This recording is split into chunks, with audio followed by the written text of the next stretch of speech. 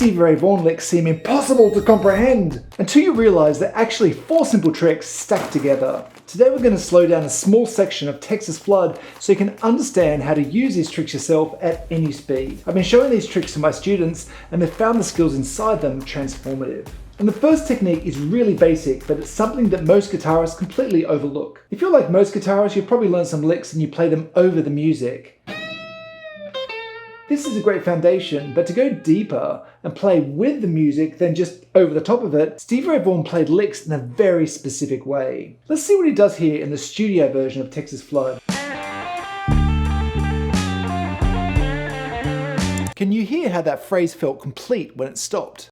Now here are the chords in the section that we're going to look at. And Stevie Ray Vaughan hits this lick over the 5 chord in the progression. Now the note that will feel the most resolved over this 5 chord will be the 5th of the scale. And here's the genius part. After hitting the 5, he stops. This stop is simple and brief, but it's a hack that immediately tells listeners that this section is complete. Beginners see scales as patterns, but intermediates need to see scales as intervals. The intervals themselves become tools. By knowing the 5th is here, you know exactly where to resolve over the 5 chord. Now there's no guitarist ever who understood the first pentatonic scale like Stevie did. What I tell my clients is this: if you can't do anything interesting with the first pentatonic scale, having more scales won't help you, it'll actually make you worse. I think I've lost a lot of clients because of that. To do this yourself, you need to be able to hear where the chord changes happen. Videos with chords displayed on screen will really help you out with this. And in a 12-bar blues, the 4 normally turns up here and the 5 here. But for the easiest trick that you can incorporate straight away, that's step 2. If you've been playing for a few years, you start to notice that some notes sound better over different chords than others. But the greats use this as a weapon to create tension and resolution. But you need to know what you're doing. Let's see what Stevie does here. I have the 4 chord playing here, and over this he plays this slow bend. And can you hear that tension mounting? It sounds out of tune until it hits that note at the end, and that note is a G, which is a note within that 4 chord. It feels like it's struggling to get keys in a lock until it hits that exact right spot. This is advanced thinking that separates professionals from bedroom players. The bend itself isn't complicated, it's the timing and awareness of the chord progression that makes it brilliant. Stevie Ray Vaughan milks this drama. So try this. You can do this trick in any 12-bar blues. Over the 4 chord, you just simply hit that bend. And it's a great way to contrast against other playing, which is faster. But to really get the juice out of the blues, you need to understand a principle that Stevie Ray Vaughan understood perfectly. Blues sounds like blues because often we play minor scales, the minor pentatonic scale, over major chords like the G7. The clash comes right here. The 3rd is telling us that this is major, but the flat 3rd is telling us that this is minor. And our brain's saying, what the hell's going on? If you were an 18th century European composer and heard this collision of minor over major, it would sound like the most awful noise imaginable.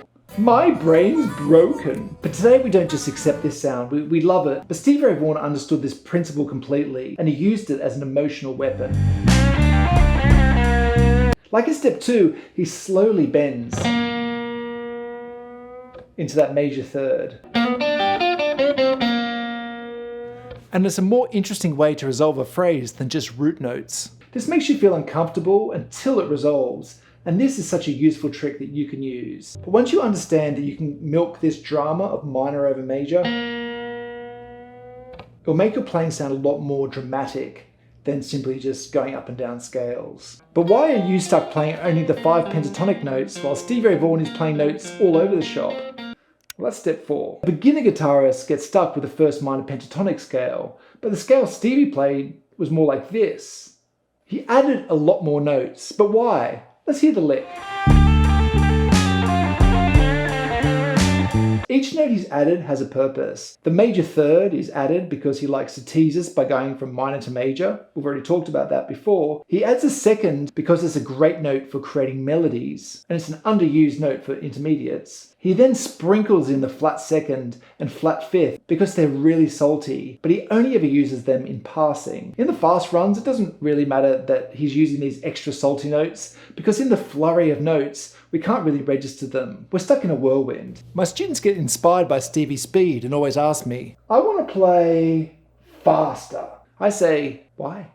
I've probably lost a lot of students because of that. Everyone wants to play impressive things, including me.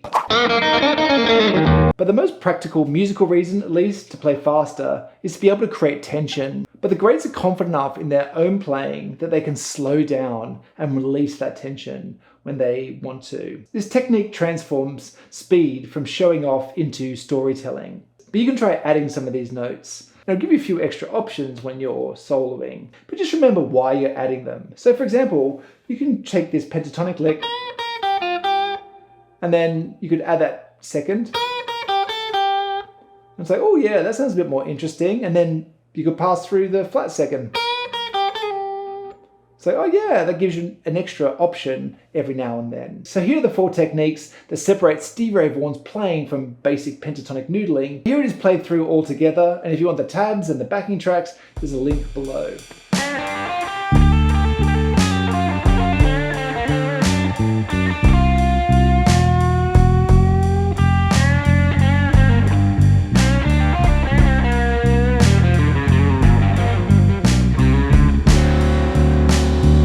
When Stevie Ray Vaughan played Texas Flood live, he soloed in quite a different way. And if you want to find out about that, as well as some extra tips by B.B. King and John Mayer, check out this video next.